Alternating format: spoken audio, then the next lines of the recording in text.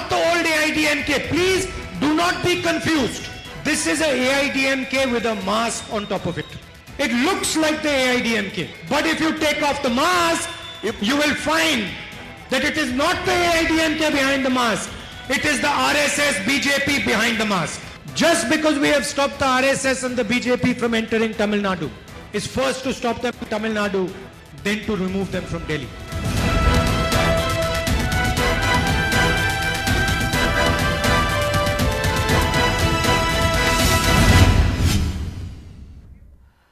வணக்கம். இது கேள்வி களம். நேற்று சேலத்தில் தேர்தல் பரப்புரையில் ஈடுபட்ட ராகுல் காந்தி, காங்கிரஸ் கட்சியின் முன்னாள் தலைவர், இந்நாள் எம்பி, கடுமையான விமர்சனங்களை அஇஅதிமுக அரசின் மீது வைத்திருக்கிறார். தமிழ்நாட்டின் சுயமரியாதையை டெல்லியிடம் அடகு வைப்பதை பார்த்து தாம் கோபம் கொள்வதாக அவர் சொல்லியிருக்கிறார். அது மட்டுமல்லாமல் அடுத்த ஒரு கடுமையான விமர்சன கணையை அவர் தொடுத்திருக்கிறார். பாஜக அதிமுக கூட்டணி என்பது ஒரு விமர்சனத்திற்குரிய கூட்டணி என்பது அவரது பார்வை. அஇஅதிமுக கடந்த காலத்தில் இருந்து வந்த பழைய அதிமுக அல்ல, இப்போது இருக்கும் அதிமுகவின் முகமூடி, அது ஒரு மாஸ்கை, முகமூடியை, முகக்கவசத்தை அணிந்திருக்கிறது. அதை கழற்றினால் பின்னால் ஆர்எஸ்எஸும் பாஜகவும் இருப்பது தெரிய வரும் என்று அவர் எச்சரித்திருக்கிறார். மிக கடுமையான இந்த விமர்சனத்திற்கு இதுவரை அஇஅதிமுக தரப்பிலிருந்து எந்த பதிலும் இல்லை. முதலமைச்சர் எடப்பாடி பழனிசாமியோ துணை முதலமைச்சர் பன்னீர்செல்வமோ இதற்கு எந்த எதிர்வினையும் ஆற்றாமல் கனத்த மௌனத்தை காக்கிறார்கள். காங்கிரஸ் தலைவர் ஒரு பிரம்மாண்டமான கூட்டத்தில் தங்கள் கட்சி மீது வைத்த அரசியல் ரீதியான கடும் விமர்சனத்திற்கு அதிமுகவிடமிருந்து எந்த எதிர்வினையும் இல்லை. ராகுல் காந்தி முன்வைக்கக்கூடிய விமர்சனம் ஏற்புடையதா? அஇஅதிமுக என்பது ஆர்எஸ்எஸ் பாஜக பிடியில் இருக்கக்கூடிய ஒரு கட்சி என்ற அவரது விமர்சனத்தை தமிழ்நாட்டு மக்கள் ஏற்பார்களா? அதிமுக தொண்டர்கள் இந்த விமர்சனத்தை எப்படி பார்ப்பார்கள்? அரசியல் காரணங்களுக்காக இந்த கருத்தை சொல்கிறாரா என்பதுதான் நம் முன்னேற்கக்கூடிய கேள்வி. நாம் விவாதிக்க போகிறோம். நம்மோடு திமுகவின் வேட்பாளர், தொண்டாமுத்தூர் வேட்பாளர் திரு கார்த்திகேய சிவசேனாபதி, பாரதிய ஜனதா கட்சியின் செய்தி தொடர்பாளர் திருமதி ராஜலட்சுமி, திராவிடர் விடுதலை கழகத்தின் பொதுச் செயலாளர் திரு விடுதலை ராஜேந்திரன், பத்திரிகையாளர்கள் திரு சிவப்பிரியன், திரு பா கிருஷ்ணன். வணக்கம். நான் திரு விடுதலை ராஜேந்திரன் அவர்கள்ட்டிருந்து தொடங்குகிறேன். பொதுவாக இந்த முகமூடி அப்படின்ற விமர்சனம் புதுசு இல்லை. ஒரு 10 ஆண்டுகள் 20 ஆண்டுகளுக்கு முன்னாடி வாஜ்பாய் ஆட்சி காலத்தில் அவர் right person the wrong party அப்படின்னு அவரை விமர்சித்த காலத்தில் எல்லாரையும் அரவணைத்து செல்பவர், மத தீங்கு செய்யக்கூடிய மனிதர் அல்ல, ஒரு ஸ்டேட்ஸ்மேன் என்று வாஜ்பாயை வர்ணித்த நேரத்தில் அப்போ அவர் கட்சியை சேர்ந்த கோவிந்தாச்சாரியா போன்றவர்கள் விமர்சித்தாங்க. இல்லை வாஜ்பாயின்றது முகமூடி தான், நீங்கள் கலட்டி பார்த்தா அதுக்கு பின்னாடி ஆர்எஸ்எஸ் இருக்கிறது தெரியும்னாங்க. இப்போ அதே மாதிரியான ஒரு விமர்சனத்தை அதிமுக மேலே ராகுல் காந்தி சொல்கிறத எப்படி பார்க்குறீங்க? அது ஒரு மிகையான ஒரு கருத்து இல்லையா? வாஜ்பாய் பிரதமராக இருக்கிற போது இருக்கின்ற அரசியல் சூழ்நிலை என்பது முற்றிலும் வேறு. அவர் ஒரு முழுமையான பலத்துடன் ஒரு ஆட்சி அமைக்கவில்லை. கூட்டணி கட்சிகளை சார்ந்து அரசியல் நடத்த வேண்டிய ஒரு கட்டாயத்திற்கு அவர் உள்ளானார். அவருடைய முகமூடிக்கு பின்னால் ஆர்எஸ்எஸ் சித்தாந்தம் இருந்தாலும் கூட ஆர்எஸ்எஸ் சித்தாந்தத்தை கொண்டு செல்லக்கூடிய அவருக்கு பூரண மெஜாரிட்டியோ ஆட்சி வலிமையோ அவருக்கு இல்லை. திராவிட முன்னேற்றக் கழகம் வாஜ்பாய் அவர்களை ஆதரிப்பதற்கு கூட 3 நிபந்தனைகளை வைத்து தான் வாஜ்பாய் அரசுக்கு ஆதரவு கொடுத்தது. ஒன்று, ராமன் கோயில் கட்டுவதை நிறுத்த வேண்டும், யூனிஃபார்ம் சிவில் கோடு கொண்டு வரக்கூடாது, காஷ்மீர் பிரச்சனையில் தலையிடக்கூடாது. இந்த 3 நிபந்தனைகளையும் ஏற்றுக்கொண்டு ஆட்சி நடத்த வேண்டிய நிலையில்தான் வாஜ்பாய் அவர்கள் அன்றைக்கு இருந்திருக்கிறார்கள். எனவே வாஜ்பாய் தனக்கு ஒரு முழுமையான மெஜாரிட்டி கிடைத்திருக்கும் என்று சொன்னால் நான் வேறு மாதிரியான ஒரு ஆட்சியை நடத்தியிருப்பேன் என்று வாஜ்பாய் அவர்களே அதற்கு பிறகு இதை அவர் ஒப்புக்கொண்டும் வாஜ்பாய் பேசியிருக்கிறார். வாஜ்பாய் அவர்கள் ஆர்எஸ்எஸ்னுடைய பள்ளியிலே படித்தவராக இருந்தாலும் கூட ஒரு அரசியல் சாதுரியமிக்கவராக ஆட்சியை நகர்த்தி செல்லக்கூடிய ஒரு அரசியல் நுட்பம் தெரிந்த ஒரு காரணத்தினால் தன்னுடைய ஒரு மைனாரிட்டி அமைச்சரவை எப்படி நடத்தி செல்வது என்பதற்கான ஒரு நிர்பந்தங்களுக்கு உட்பட்டு தன்னுடைய அரசியல் காய்களை அவர் நகர்த்தி கொண்டிருந்த ஒரு பிரதமராக இருந்தார். ஆனால் இன்றைக்கு மத்திய அரசு என்பது ஒரு முழுமையான பலமுருந்திய ஒரு ஆட்சியாக இன்றைக்கு மாறிப்போய் இருக்கிறது. அவர்களுக்கு இதுவரை இல்லாதவருக்கு ஒரு மெஜாரிட்டி டம்பிங்கோடு இருந்து கொண்டு இருக்கிறார்கள். தமிழ்நாட்டில் குறிப்பாக ஜெயலலிதா அவர்களுடைய மறைவுக்கு பிறகு இந்த சரியான வலிமையான தலைமை அஇஅதிமுகவிற்கு உருவாகவில்லை என்பதை பயன்படுத்தி மத்தியில் இருக்கிற ஆட்சி இந்த ஆட்சியை மிரட்டுவதற்கு பல்வேறு காரணங்களை உத்திகளை பயன்படுத்தி வந்த போதெல்லாம் இந்த ஆட்சியாளர்கள் அதற்கு பணிந்து போய்தான் இருந்திருக்கிறார்கள். அதன் வழியாக தாங்கள் பாஜக ஆர்எஸ்எஸ் முகமூடியை போட்டுக்கொண்டுதான் இங்கே ஆட்சி நடத்துகிறோம் என்பதை அவர்கள் ஆட்சி நடத்திய நடைமுறைகள் செயல் திட்டங்களை வைத்து நாம் நிச்சயமாக மதிப்பிட்டு கொண்டு வர முடியும். இப்போ நேற்று ராகுல் காந்தி பேசியதற்கு கூட நாங்கள் அப்படி இல்லை என்று சொல்லக்கூடிய ஒரு துணிவு இந்த ஆட்சியாளருக்கு இல்லை என்பது ஒன்று. இந்த விமர்சனம் ராகுல் காந்தி சொல்லுவதற்கு முன்பே தமிழ்நாட்டு அரசியல் களத்தில் பரவலாக எல்லா எதிர்க்கட்சியாலும் சொல்லப்பட்ட விமர்சனமாக இருந்தபோது கூட நாங்கள் பிஜேபியின் கீழ் நாங்கள் அவர்கள் சொல்லுவதை கேட்டு நடக்கவில்லை, ஆர்எஸ்எஸ் சித்தாந்தத்தின்படி நாங்கள் நடக்கவில்லை, எங்களுக்கென்று ஒரு தனித்துவமான கொள்கை இருக்கிறது என்று பிஜேபி ஆர்எஸ்எஸ்ஸை எதிர்த்து ஒரு அறிக்கையை கூட சோஃபார் ஜெயலலிதாவுடைய மறைவுக்கு பிறகு முதலமைச்சர் அவர்களிடமிருந்தோ துணை முதலமைச்சர் அவர்களிடமிருந்தோ நிச்சயமாக இல்லை என்பதை அவர்கள் இதுவரை பேசவே இல்லை. அதாவது அவங்க ரெஃபீட் பண்ணுறதுக்கு தயாராக இல்லை. அப்போ அவர்களே அப்படிப்பட்ட ஒரு மனநிலைக்கு உந்தப்பட்டு தான் ஆட்சி நடத்தி கொண்டிருக்கிறார்கள். அந்த அடிப்படையில் தான் அவர்கள் செயல்பாடுகளும் இருந்து கொண்டிருக்கின்றன. செயல்பாடுகள் எப்படி இருந்திருக்கிறது என்பதற்கு நான் பெரிய நீண்ட பட்டியலை விட முடியும். நான் அடுத்த கட்டத்தில் அதை பற்றி பேசுறேன்னா அடுத்த சுற்றில் அந்த பட்டியலுக்கு வரலாம். திருமதி ராஜலட்சுமி அவர்கள்ட்ட கேட்கலாம். ஒரு கடுமையான விமர்சனம், ஒரு கட்சிக்கு ஒரு கொள்கை இருக்குது, பிஜேபிக்கு ஒரு கொள்கை இருக்குது, பிஜேபி அந்த கொள்கையின் வழி செயல்படும், அதிமுக அதன் கொள்கையின் வழி செயல்படும். ஆனால் அதிமுகவுக்கு மேலே ஒரு முகமூடி இருக்குது, அந்த முகத்திரையை நீக்கி பார்த்தா அது ஒரிஜினல் அதிமுக இல்லை, அது பழைய அதிமுக இல்லை, நம்பாதீங்கன்னு எச்சரிக்கிறார். இந்த எச்சரிக்கை அப்படின்ற ஒன்று இந்த தேர்தல் நேரத்தில் தொடர்ச்சியாக அதிமுகவும் பிஜேபி ஒன்று தான், அதிமுக கூட்டு போடுறது பிஜேபிக்கு ஒன்று போடுற மாதிரி தான் அப்படின்ற பரப்புரை மேலோங்கி இருக்கிற நேரத்தில் அதை இன்னமும் கூர்மைப்படுத்துறது மாதிரி ஒரு ஷார்ப்பான அட்டாக்கை ராகுல் காந்தி முன்வைக்கிறார். அந்த விமர்சனத்தை பிஜேபி எப்படி பார்க்குது? அவர் ஒரு எதிர்கட்சி கூட்டணியோட ஒரு அமைப்பு, அதாவது தலைவர், அதாவது ஆல் இண்டியா லீடர் வேறு. அவர் ரொம்ப ஒரு சாரிஸ்மேட்டிக் லீடர் கிடையாதுனாலும் ஒரு இன்னும் ஸ்திரமாக சில கருத்துக்களை சொல்லியிருக்கலாங்கிறது தான் என்னோட எண்ணம். இது என்னமோ அந்த கொரோனா டைமில் இருக்க முகமூடியை அவர் சொல்லி ஏதோ சொல்ல போகிறார். நான் கேட்டேன் ஏதோ சொல்ல போகிறான்னு பார்த்தா அது பின்னாடி பிஜேபி ஆர்எஸ்எஸ் முகம் இருக்குது, ஏடிஎம்கே அப்படின்னு. அது ஜஸ்ட் எல்லோரும் இக்னோர் பண்ணிட்டாங்கங்கிறதான் விஷயம். அதாவது எடப்பாடியார் 4 வருஷம் ஜெயலலிதா இறந்த பிறகு 4.5 வருஷம் அந்த ஆட்சியை கொண்டு செலுத்தியிருக்காரு, ஒரு ஆளுமையோடு செஞ்சுருக்காரு, எந்த திட்டங்களும் செதறாமல் இந்த கொரோனா பீரியடில் கூட மெயின்டைன் பண்ணியிருக்காருங்கிறது உண்மை. அதே சமயத்தில் நீங்கள் ராகுல் காந்தியை பார்த்தீங்கன்னா அவரோட இது எந்த இப்போ ஸ்டாலின் தவிர டிஎம்கேயில் தலைவர் ஸ்டாலினை தவிர வேறு யாரும் அவரை பிரைம் மினிஸ்டர் கேண்டிடேட்டாக அக்செப்ட் பண்ணிக்கவே இல்லை. ஈவன் மாயாவதி அவங்கவுங்க தனித்தனியாக அவங்கவுங்க பிரைம் மினிஸ்டர் மாயாவதியோ இதில் பெங்காலில் அவங்க மம்தா பானர்ஜியோ எல்லாரும் அவங்கவுங்க முலாயம் சிங் எல்லாரும் அவங்கவுங்க கேண்டிடேச்சர் தான் இது பண்ணாங்க. அந்த லெவல் தான் அவரோட தலைமை அவரோட கட்டுமானமாக இருக்குது. ஸோ அந்த சமயத்தில் இவர் சொன்னது ஒரு பெரிய ஒரு தாக்கத்தை ஏற்படுத்தலைன்னு தான் நான் நினைக்கிறேன். யாருக்கும் அதை எதிர்கட்சிகளுக்கும் தாக்கத்தை ஏற்படுத்தலை, மக்கள்கிட்டையும் தாக்கத்தை ஏற்படுத்தலை. ஏன்னா இது சாதாரணமாக சொல்லிக்கிட்டு இருக்க விஷயம் தான். எப்பவும் நிறைய எல்லாமே ஸ்டேட் கவர்மெண்ட் இது ஃபெடரல் சிஸ்டம், சென்ட்ரல் கவர்மெண்ட்டில் நிதி கமிஷன் இருக்குது, நிறைய கமிஷன் இருக்குது, அதை நம்ம பிளானிங் கமிஷன் இருக்குது. ஸோ இவங்களெல்லாம் கேட்டு தான் இவங்க பட்ஜெட்டை போடணும், ஸோ இவங்களுடைய ப்ரோக்ராமை கொண்டு செல்லணும். இது மாதிரி விதிமுறைகள் எப்பொழுதுமே இருக்குது, இன்றைக்கி புதுசாக இல்லை. ஸோ இதை தான் நான் சொல்லணும்னு நினைக்கிறேன். திரு சிவசேனாதிபதி தேர்தல் பரப்புரையினோட உச்சத்தையும் நிகழ்ச்சிக்கு வந்ததுக்காக நன்றி. சில நிமிடங்களை ஒதுக்கி இந்த பரப்புரை அப்படின்றது ரொம்ப முக்கியத்துவம் வாய்ந்த ஒன்று.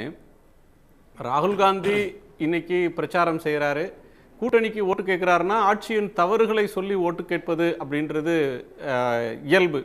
யார் ஆட்சியில் இருக்காங்களோ அந்த ஆட்சியின் குறைகளை சுட்டிக்காட்டி விமர்சித்து ஓட்டு கேட்கறது இயற்கை. ஆனால் அவர் தமிழர்களுடைய சுயமரியாதை, தமிழர்களுடைய மொழியின் மீது இன்னொரு மொழியை திணிக்க பார்க்குறாங்க. தமிழ்நாட்டை கொண்டு போய் தான் செய்த ஊழல் காரணமாக டெல்லியிடம் அடமானம் வச்சுட்டாங்க, அடிபணிந்து நிற்பதை என்னால் தாங்கிக் கொள்ள முடியலன்னு ஒரு காட்டமாக விமர்சிக்கிறார்.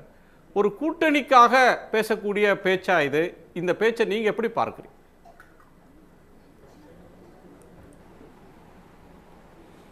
திரு ராகுல் காந்தி அவர்கள் ஒரு உண்மையான ஜனநாயகவாதி, ஜனநாயகத்தை மதிக்கக்கூடியவர். அவர் ஒரு கூட்டணி கட்சியிலே எங்களுடன் இருக்கிறார் என்பதற்காக எதிர்க்கட்சியே இல்லாமல் போய்விட வேண்டும் என்று நினைக்கக்கூடியவர் கிடையாது. இப்போ நானுமே அதை நம்பக்கூடியவன். காரணம் என்ன, திராவிட முன்னேற்றக் கழகம் ஆட்சியில் இருக்கும் பொழுது எங்களுக்கு எதிர்க்கட்சியாக அனைத்திந்திய அண்ணா திராவிட முன்னேற்றக் கழகம் தான் இருக்க வேண்டும் அப்படின்னு நான் என்றைக்குமே நம்பக்கூடியவன். காரணம் என்னென்னா, ஒரு நல்ல ஜனநாயகத்தில் ஒரு ஆளும் கட்சிக்கு ஒரு எதிர்க்கட்சி தேவை. அந்த எதிர்க்கட்சி நல்ல கட்சியாக இருந்தால்தான் ஆளும் கட்சியை ஷார்ப்பாக வச்சிருக்க முடியும். எப்படி கலைஞர் திரு எம்ஜிஆர் அவர்களே, ஜெயலலிதா அம்மையார் அவர்கள் எல்லாம் கலைஞர் முடிவு பண்ணுவார் அவங்க என்ன பண்ணணும்னு சொல்லி, ஸ்டியர் பண்ணணும்னு எதிர்க்கட்சி தலைவராக இருந்தால் கூட.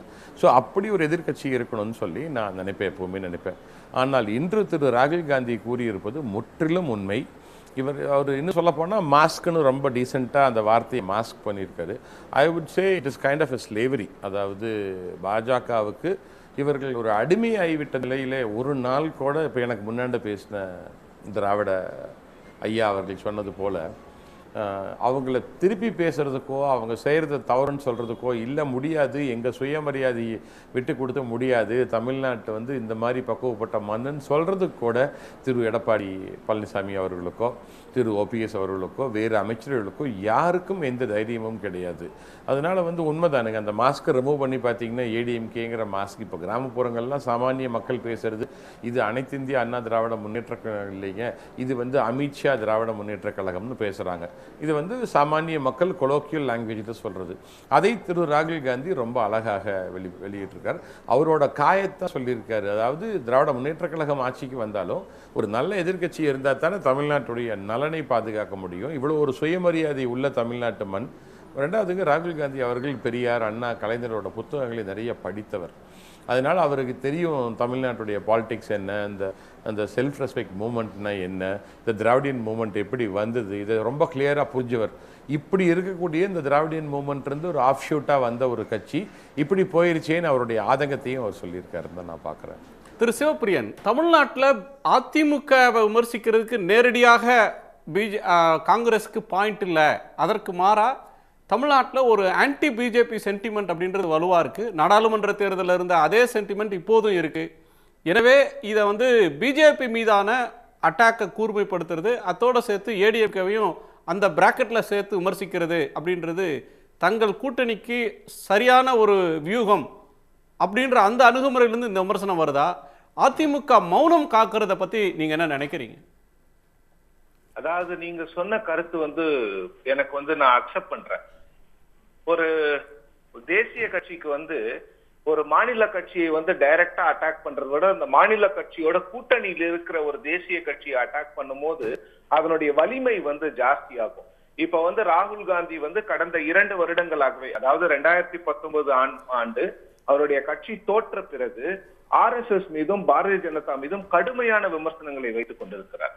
இப்போ இந்த தமிழ்நாட்டை பொறுத்து மட்டும் இல்ல, எங்க போனாலுமே அவர் RSS-ஐயும் பிஜேபி, மோடி, அமித்ஷா இந்த 4 பேரை அவர் கடுமையா விமர்சிக்கிறார். தமிழ்நாட்டுல ஜனவரி, பிப்ரவரி, இப்ப மார்ச்ல வந்திருக்காரு. இந்த 3 முறையுமே கடுமையா விமர்சிச்சிருக்காரு. இதுக்கு காரணம் என்னன்னு பாத்தீங்கன்னா, அவருடைய எதிரியாக, அரசியல் எதிரியாக அவர் பாக்குறது அந்த பாரதிய ஜனதாவையும் RSS-ஐயும்.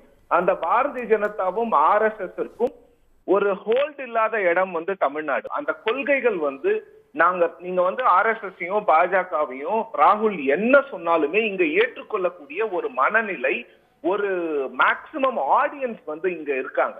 சோ இந்த மாதிரி ஒரு ஆடியன்ஸ் கிட்ட இந்த மாதிரி விஷயங்களை பேசும்போது அது நிறைய பேருக்கு எடுத்துக்கிட்டு போலாங்கிறது ராகுல் காந்தியோட வியூகமா இருக்கலாம். இன்னொன்னு நீங்க கேட்ட இன்னொரு கேள்வி, அதிமுக கடந்த 3 மாதங்களாக ராகுல் காந்தி முதல்வரை அவர் விமர்சிப்பது இது முதன்முறை அல்ல. ஜல்லிக்கட்டுக்கு வந்த பிறகு பாஜக அதிமுகவை விமர்சித்தார். அதன் பிறகு திருப்பூர், கோயம்புத்தூர், தாராபுரம் போன்ற வெஸ்டர்ன் பெல்ட்டுக்கு வந்த அந்த டிஸ்ட்ரிக்ட்ல இருக்கிற போது கூட முதலமைச்சரை கடுமையாக விமர்சனம் செய்தார். அப்பொழுது கூட அதிமுகவிலிருந்து எந்த ஒரு சலசலப்போ இல்ல எந்த ஒரு ரியாக்ஷனோ இதுக்கு கொடுக்கல. இன்னொரு முறை தூத்துக்குடி சதர்ன் டிஸ்ட்ரிக்ட்ஸுக்கு வரும்போது எந்த ஒரு ரியாக்ஷனும் கொடுக்கல. அப்பவும் கடுமையான விமர்சனங்களை வைத்தார். ஒன்று, காங்கிரசுக்கு நாம விமர்சனங்களுக்கு பதில் சொல்ல வேண்டியதில்லை என்று நினைத்திருக்கலாம். இன்னொன்னு, காங்கிரஸ் நாம தேவையில்லாம விமர்சனம் பண்ணி அது நமக்கு ஏதாவது பிரச்சனை வரக்கூடாது. ஏனென்றால் இன்னைக்கு இந்தியாவில ராகுல் காந்தியுடைய பேச்சுக்கள் பரவலாக பேசப்படுவது தமிழ்நாட்டில் தான். அப்படி இருக்கும் பொழுது ஏன் அந்த ப்ரோ அப்படி இருக்கிற ஒரு விஷயத்துல நாம ஏன் வந்து தேவையில்லாம இத பேசி இன்னும் நாம வந்து பாஜகனுடைய பி டீம் பாஜக சொல்றதுதான் கேட்கிறோங்கிற பேச்சை ஏன் நாம திரும்பி வாங்கிக்கிறது? நம்மளுடைய எதிரி திமுக, அவங்கள மட்டும் கான்சென்ட்ரேட் பண்ணுவோமேன்னு கூட அதிமுக நினைச்சிருக்கலாம். இல்ல இது தேவையே இல்ல, இதை வந்து நாம ராகுல் காந்தியை பெருசா எடுத்திருக்க வேணாம்னு நினைக்கலாம். பட் வந்து நான் முதல்ல சொன்னதுதான், ராகுல் காந்தி காங்கிரஸ் வந்து அந்த மக்கள் விரும்புற அந்த ராகுல் காந்தி வந்து நாம ரொம்ப ஜாஸ்தி வந்து இது பண்ண வேண்டாம், டார்கெட் வந்து டிஎம்கேவாவே இருக்கட்டும், காங்கிரஸ் நம்ம டார்கெட்ல கொண்டு வர வேண்டாம் அப்படின்னு கூட மக்கள் நினைச்சிருக்கலாம். திரு பா கிருஷ்ணன், காங்கிரஸை அட்டாக் பண்றது நமக்கு நல்லதில்ல, திமுக விமர்சனத்தோடு நிறுத்தி கொள்ளலாம் அப்படின்ற ஒரு எண்ணத்துக்கு அதிமுக போயிருக்கலாம், அதனால இதுக்கு ரியாக்ட் பண்ணாமல் இருக்கிறாங்க அப்படின்னு சிவபிரியன் சொல்றாரு. தேர்தல் பரப்புரையில் நாளைக்கு அமித்ஷாவோ மோடியோ ஒரு விமர்சனத்தை முன்வைத்தால் திமுகவும் காங்கிரஸும் அதற்கு அடுத்த நாள் வந்து பதில் சொல்லுவாங்க, அன்றே பதில் சொல்லக்கூடியதை பார்க்குறோம். காலையில் முதலமைச்சர் எடப்பாடி பழனிசாமி ஒரு கருத்தை சொன்னார்னா மாலையில் எதிர்க்கட்சி தலைவர் மு க ஸ்டாலின் அதற்கு ஒரு பதிலை சொல்கிறத பார்க்குறோம். ஆனால் இதுக்கு பிஜேபியும் பதில் சொல்லலை, அதிமுகவும் பதில் சொல்லலை. கன்வீனியண்ட்டாக இக்னோர் பண்ணுறாங்களா, மீண்டும் மீண்டும் அதிமுக பாஜகவின் பிடியில் இருக்குது அப்படின்ற ஒன்றுக்கு போய் பதில் சொல்ல போகிறதுன்றது நெகட்டிவ் ஆகும்னு அஞ்சுறாங்களா? பதில் சொல்வது திஸ் இஸ் அ ஸ்ட்ராட்டஜி, ஒரு ராஜதந்திரமாகத்தான் நான் கருதுகிறேன். நண்பர் சிவபிரியன் சொன்னது மாதிரி திமுகவினுடைய பிரதான எதிரி அதிமுக, அதிமுகவினுடைய பிரதான எதிரி திமுக. மற்ற காம்பினேஷன் எல்லாம் எப்பவும் மாறக்கூடும், இதில் வந்து சந்தேகமே கிடையாது. என்னுடைய பார்வை என்னன்னா, நாளைக்கு பாரதிய ஜனதா கட்சியோட திமுகவும் உறவு வைப்பதற்கான சூழல் வராது என்று நாம் உறுதியாக சொல்ல முடியாது. காங்கிரஸுக்கும் அனைத்து இந்திய அண்ணா திமுகவும் உறவு வராது என்று நாம் சத்தியம் செய்ய முடியாது. ஆகையினால கன்வீனியண்ட்டாக இருக்கிறாங்கன்னு நாம் எடுத்துக்கிறேன் ஒன்று. ஆனால் அண்மை காலமாக ராகுல் காந்தியினுடைய பேச்சில் அரசியல் முழுமையான அரசியல்வாதி ஆகி வருகிறார் அடையாளமாக கன்வீனியண்ட்டாக இருக்கிறாங்க. நாளை பின்ன அவங்களோட கூட்டு வச்சுக்கணும் அப்படின்னு நினைச்சா இன்னைக்கு விமர்சனம் பண்றதை தவிர்த்துருவாங்க. நாளைக்கு அது ஒரு தர்ம சங்கடத்தில் கொண்டு ஆழ்த்துமே, இன்னைக்கு நம்ம போய் காட்டமாக ஒன்று பேசிட்டோம்னா நாளைக்கு அவங்களோட கைகோர்க்கும் போது நம்ம உறுத்துமே அப்படின்ற ஒரு எண்ணத்தில் ரொம்ப யோசித்து முன்னெச்சரிக்கையாக பேசுவாங்க. ஆனால் ராகுல் காந்தி பேசக்கூடிய பேச்சுன்றதும் திமுக பிஜேபியை பேசுகிற பேச்சும் சரி, அதில் ஆம்பிகுட்டியே இல்லையே. போன கூட்டத்தில் நேற்றைக்கு 2 இடங்கள்ல ராகுல் காந்தி பேசுகிறார், 2 இடங்கள்லையும் அதிமுகவை மிக கடுமையாக சொல்கிறார். நீங்கள் பண்ண ஊழல் காரணமாக, இது பழைய அதிமுகவே இல்லை, நீங்கள் பண்ண ஊழல் காரணமாக மண்டிட்டு கிடக்குறீங்க, இது பார்க்கும்போது எனக்கு கோபம் வருதுன்னு சொல்கிறாரு. அது வந்து ஒரு இக்னோர் பண்ணக்கூடிய சாதாரணமான ஒரு மேம்போக்கான விமர்சனம் பார்க்குறீங்களா? இல்லை, ராகுல் காந்தியோடைய 2 சேலத்திலும் சென்னையிலும் நடைபெற்ற உரைகள் பார்த்தீங்கன்னா, அரசியல் பரப்புரையில் நிகழ்த்திய பேச்சு எல்லாமே டார்கெட்டிங் பிஜேபி தான், பிஜேபி ஆர்எஸ்எஸ் தான். அதுக்கு ஒரு துணையாக சப்ளிமெண்ட்ரியாக தான் அதிமுக எடுத்திருக்காங்களே தவிர, எப்போவுமே ஒரு கட்சியை தாக்கிட்டா மட்டும் போகாது, கூட இருக்கிறவங்களை திட்டுறது ஒரு விமர்சிப்பது என்பது ஒரு பார்வையாகத்தான் இருக்குது. அதுதான் ராகுல் காந்தியுடைய முழுக்க டார்கெட் வந்து பிஜேபி தான், பிஜேபி அண்ட் ஆர்எஸ்எஸ் அல்லது நரேந்திர மோடி அல்லது அமித்ஷா, அப்படி தான் போயிட்டு இருக்க தவிர அதுக்கு துணையாக இருக்காங்களே என்ற கோபம். இப்போ துணை இல்லை, இப்போ நாளைக்கு அதிமுகவுக்கும் பிஜேபிக்கும் உறவு முறிஞ்சு போச்சுன்னா இப்போ சொல்ல மாட்டார். அதுக்கப்புறம் பிஜேபி அதிமுக பற்றி ராகுல் காந்தியோ மற்றவர்களும் பேச மாட்டார், காங்கிரஸ்காரர்கள். அதுதான் நிலைமை, அதுதான் அரசியலில் கடந்த காலத்தில் எப்போதுமே பார்த்து கொண்டிருக்கிற ஒரு நிகழ்வு. இல்லை, அமித்ஷா ஒரு அரசு நிகழ்ச்சிக்கு வந்தார் கொஞ்ச நாட்களுக்கு முன்னாடி. அந்த நிகழ்ச்சிக்கு ஒரு உள்துறை அமைச்சர் வர்றதை போய் முதலமைச்சர் வரவேற்றாரு. ஆமாம், பிஜேபி தொண்டர்கள் கொடிகளை ஏந்தி போய் அவரை வரவேற்கிறதுல தவறு இல்லை. ஆனால் அதிமுக காரங்க கொடி எடுத்துட்டு போய் வச்சு நின்று வாசல் விமான நிலைய வாயிலில் வரவேற்றதை பார்த்தோம். ஸோ அதிமுகன்றது டோட்டலாக சரண்டர் ஆயிடுச்சு பிஜேபி கிட்ட அப்படின்ற விமர்சனத்தை எதிர்க்கட்சி இங்கே வைக்கிறாங்கன்னா, அந்த விமர்சனம் மக்கள்கிட்ட எடுபட போய் தானே அந்த விமர்சனத்தை இன்னும் மேலும் மேலும் கூர்மைப்படுத்துறாங்க. அதை வந்து அந்த விமர்சனத்துக்கு பதில் சொல்லாமல் தவிர்க்கிறது என்ன ஸ்ட்ராட்டஜி?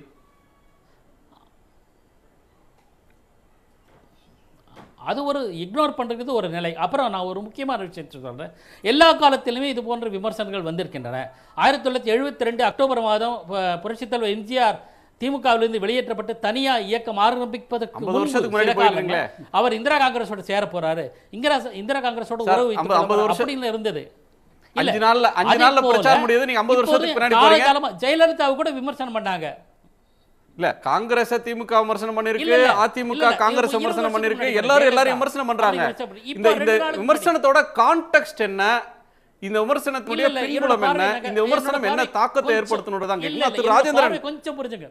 ஒரு நிமிஷம் இல்ல, கிருஷ்ணன், திரு ராஜேந்திரன் குறுக்கிட ஒரு நேரம், அவருக்கு ஒரு ஸ்ட்ராட்டஜி அப்ப அந்த ஒரு என்னுடைய கோணத்துல புரிதல் கொஞ்சம் புரிஞ்சுக்கோங்க. குணசேகரன், நான் லெட் மீ கம்ப்ளீட். குணசேகரன், சொல்லுங்க Krishnan. Gunasekar, let me complete. அதாவது காலங்காலமாக அதிமுக விமர்சித்து வருகிறார்கள், பிறகு அவர்களே முரண்பட்டு தேவையான சமயத்தில் போராடுகிறார்கள் என்பதை கருத்தில் கொள்ள வேண்டும் அப்படிங்கிறதுக்காக தான் நான் சொல்றேன். எம்ஜிஆரும் ஜெயலலிதாவும் மத்திய அரசாங்கத்தை மத்தியில் இருக்கிற கட்சியை எதிர்த்திருக்காங்க. நாளைக்கு அதிமுக இதே பாதையில் செல்லும் என்று நான் நம்பிக்கை, அதை தான் நான் முன்வைக்கிறேன். அதுக்காக தான் நான் கடந்த கால ஹிஸ்டரி எடுக்கிறேன். 50 வருஷம் 20 வருஷம்னா 2 நாளுக்கு உண்டான தகவலையும் சொல்றேன். சரி, அதாவது எனக்கு முன்னாடி பேசின அவர் தோழர் சொன்னார், ராகுல் காந்தியோடைய கருத்து இந்தியாவில் எங்கேயுமே மதிப்பில்லை, தமிழ்நாட்டில் மட்டும்தான் அந்த கருத்துக்கு ஒரு மதிப்பு இருக்குது அப்படிங்கிற ஒரு கருத்தை சொன்னார் தோழர். தமிழ்நாட்டில் அந்த கருத்துக்கு மதிப்பு இருக்குங்கிறப்ப அதுக்கு தானே கட்டாயமாக பதில் சொல்ல வேண்டிய கடமை அதிமுகவுக்கு இருக்குது. அதை எப்படி இக்னோர் பண்ண முடியும்? அது ஒரு கேள்வி. இரண்டாவது இதை பேசுனது ராகுல் காந்தி அப்படிங்கிறதுனால இக்னோர் பண்ணாங்க அப்படிங்கிற ஒரு ஆர்குமெண்ட்டை ஒத்துக்க முடியாது. இதே ஆர்குமெண்ட்டை திராவிட முன்னேற்ற கழகத்தினுடைய தலைவர் மு க ஸ்டாலின் எல்லா இடங்கள்லையும் தமிழ்நாடு முழுவதும் போகிறப்ப இப்போ நடப்பது பாஜகவினுடைய அடிமை ஆட்சி அப்படிங்கிற கருத்தை தான், குற்றச்சாட்டு தான் எல்லா ஊர்லேயும் பேசிகிட்டு இருக்கிறாரு. இல்லை, நாங்கள் பாஜகவினுடைய அடிமை ஆட்சி அல்ல, நாங்கள் யாருக்கும் அடிமையாக இருக்க மாட்டோம், நாங்கள் எங்களுடைய தனித்துவமான ஒரு ஆட்சியை நடத்துகிறோம் அப்படின்னு சொல்லி மு க ஸ்டாலினுக்கே பதில் சொல்லல. இது இல்லையும் நாங்கள் பாஜகவுக்கு அடிமை இல்லைன்னு சொல்லி. அப்போ நீங்கள் ராகுல் காந்தியை ஸ்ட்ராட்டஜியாக இக்னோர் பண்ணுறீங்க, மு க ஸ்டாலினை ஸ்ட்ராட்டஜியாக இக்னோர் பண்ணுறீங்க. இந்த வாதத்தை உங்களால் சந்திப்பதற்கு துணிவில்லை. பாஜகவை நாங்கள் எதிர்த்து களத்தில் இருக்கிறோம். பாஜக வேறு நீங்கள் என்ன சொல்கிறீங்க? மத்திய அரசோடு மாநில அரசு சில காரியங்களில் உடன்பட்டு நடந்து கொண்டு தமிழ்நாட்டிற்கு வர வேண்டிய சில திட்டங்களை கொண்டு வருவதற்காக நாங்கள் அப்படி செயல்பட்டு கொண்டு இருக்கிறது, மற்றபடி எங்களுக்கு கூட்டணி தான் அப்படிங்கிற ஒரு எல்லையோடு அவங்க நிறுத்திட்டாங்களே தவிர, இந்த ஆட்சி மத்திய அரசு தமிழ்நாட்டிற்கு என்ன துரோகம் செய்திருக்கிறது என்பதை துணிச்சலாக இதுவரையில் சோஃபார் ஜெயலலிதா மறைவிற்கு பிறகு கடுமையான விமர்சனத்தை எந்த ஒரு மேடையிலாவது தமிழகத்தினுடைய முதலமைச்சர் அல்லது அதிமுகவுடைய சார்பில் வைக்கப்பட்டிருக்கதா அப்படின்னா இந்த விமர்சனத்தை அவர்கள் முற்றாக தவிர்க்கிறார்கள். அதைத்தான் ராகுல் காந்தி சொல்கிறார், இவர்கள் முகமூடி போட்டுக்கொண்ட பிஜேபி ஆர்எஸ்எஸ் சொல்கிறார். இல்லை, நாங்கள் முகமூடி போடலை, நாங்கள் எங்களுடைய உண்மையான அசல் உருவத்தோடு தான் நாங்கள் நின்று கொண்டு இருக்கிறோம், கம்பீரமாக நின்று கொண்டு இருக்கிறோம், அம்மா கொடுத்த அந்த துணிச்சலோடு, அம்மா கொடுத்த அந்த தனித்துவத்தோடு நாங்கள் நின்று கொண்டு இருக்கிறோம் அப்படின்னு சொன்னால் அம்மா துணிச்சலோடு சொல்லணும். அம்மா அங்கேருந்து டெல்லிக்கு போய் பேச போனாங்க, முதலமைச்சர்களுடைய கூட்டத்தில் பேச போனாங்க. 5 நிமிடம் தான் அவருக்கு பேசுவதற்கு அனுமதின்னு சொன்னாங்க. 5 நிமிடம் பேசுவது மணி அடித்த உடனே, நான் ஒரு முதலமைச்சராக இங்கே வந்திருக்கேன், எனக்கு நேரம் நிர்ணயிப்பதற்கு இந்த கூட்டத்தில் மோடிக்க மற்றவங்களுக்கு உரிமை இல்லை என்று சொல்லி அந்த கூட்டத்திலிருந்து நேரடியாக வெளிநடப்பு செய்தவர் முதலமைச்சர் ஜெயலலிதா. இதே ஓபிஎஸ் பன்னீர்செல்வம் தன்னுடைய சகோதரருக்கு நிர்மலா சீதாராமன் இராணுவ அமைச்சராக இருந்தபோது அவர் ஒரு இராணுவத்தினுடைய ஒரு ஆம்புலன்ஸை கொடுத்து உதவினார் என்று நன்றி தெரிவிப்பதற்காக நிர்மலா சீதாராமனுடைய அலுவலக வாயிலில் போய் காத்து கொண்டிருக்கிறார். ஆனால் அவருக்கு சந்திப்பதற்கு கூட நேரம் இல்லை என்று அவமானப்படுத்தி திருப்பி அனுப்பியவர் நிர்மலா சீதாராமன். அதை பற்றி உங்களுடைய கருத்து என்ன என்று ஓ பன்னீர்செல்வம் கேட்டபோது, நான் ஒன்றும் கருத்து சொல்ல விரும்பவில்லை என்று. இது ஓபிஎஸ்னுடைய அவமானம் இல்லையே, தமிழகத்தோட ஒரு துணை முதலமைச்சருக்கு ஏற்பட்ட அவமானம் தானே. அதை பற்றி கூட கருத்து சொல்வதற்கு நாங்கள் தயாராக இல்லை என்றுதான் தனக்கு ஏற்பட்ட அவமானத்தை கூட அவர்கள் மூடி மறைத்துக் கொண்டு எதையும் தாங்கும் விதயம் வேண்டும் முகமூடி அப்பயும் முகமூடி தான் போட்டுருந்தாங்க. அதெல்லாம் சொல்லுவேன். இப்போ 1000 காரணங்களை சொல்ல முடியும். இப்போ நீங்கள் பார்த்தீங்கன்னா தமிழ்நாட்டில் ஒவ்வொரு திட்டங்களுக்கு, இப்போ தமிழ்நாட்டில் நீட்டுக்கு நிர்மலா சீதாராமன் என்ன சொன்னாங்க, நீங்கள் போடுங்க, நாங்கள் விளக்கு தரோம், போட்டு அனுப்பிச்சாங்க. போட்டு அனுப்பிச்சு நீட்டுக்கு உங்களுக்கு விளக்கு கொடுக்க முடியாதுன்னு சொல்லிட்டாங்க. 1 வருடம் ஆச்சு. 1 வருடம் அதை ஏன் கிடப்பில் போட்டு வைத்தீங்க? 1 வருடம் அதை அப்படியே அரசாங்கம் யாருக்கும் சொல்லாமல் கிடப்பில் போட்டு வைத்திருக்கிறது என்பது 1 வருடம் கழித்தது தான் தெரிகிறது.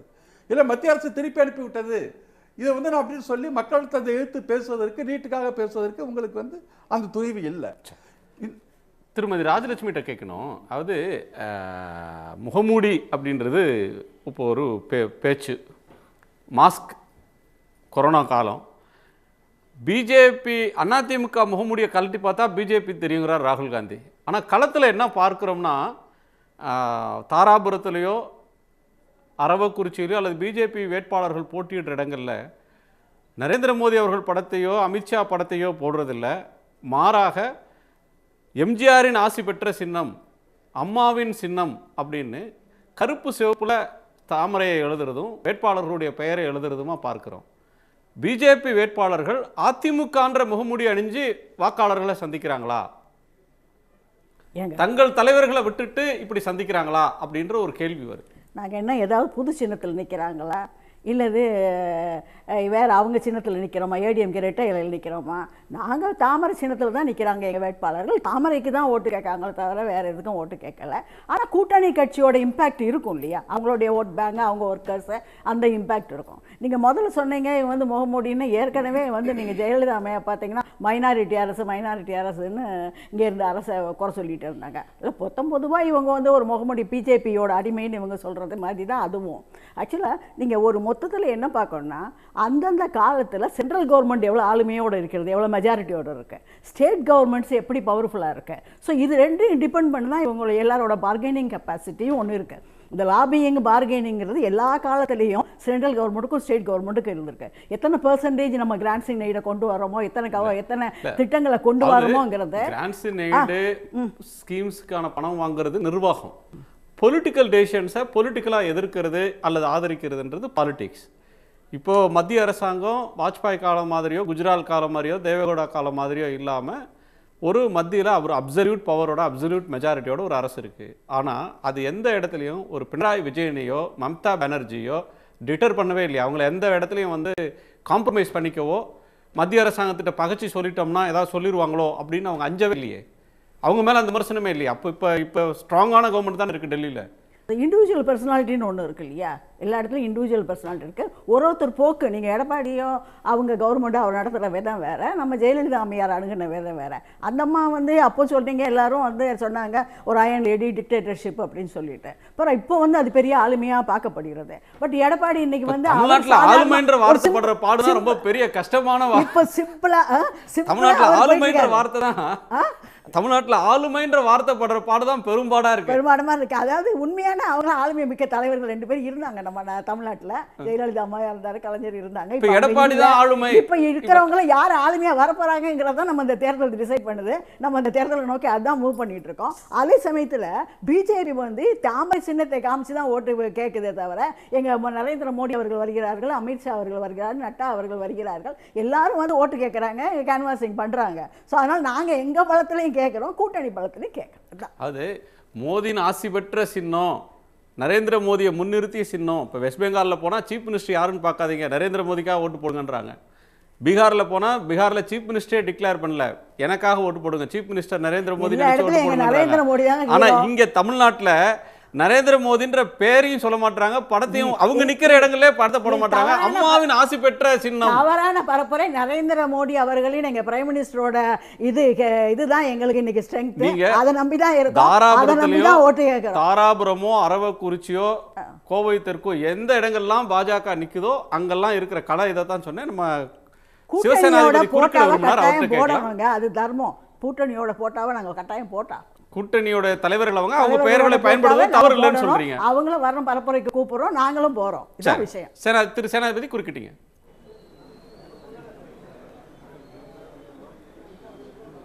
இல்லைங்க, அதாவது கூட்டணியோடைய ஃபோட்டோவை போடணும்னு சொல்கிறாங்க. எம்ஜிஆர் ஆசி பெற்ற சின்னம் தாமரைன்னு சொல்லும்பொழுது ஏன் இவங்க திரு ஹெச் ராஜா, திரு KT ராகவன், திரு SP சேகர் இவங்களெல்லாம் கூட்டிகிட்டு பரப்புரை பண்ணலாமே. இப்போ நான் கோவை மாவட்டத்தில் கேண்டிடேட்டாக இருக்கேங்க, தொண்டாமுத்தூரில்.